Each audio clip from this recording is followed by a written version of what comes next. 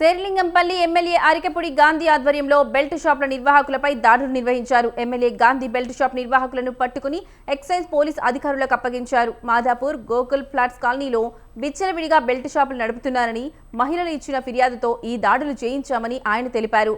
ఈ దాడుల్లో 2 పట్టుబడగా మరో వ్యక్తి పరారీలో ఉన్నాడు. ఎమ్మెల్యే పనితీరుపై కాలనీవాసులు సంతోషం వ్యక్తం చేశారు.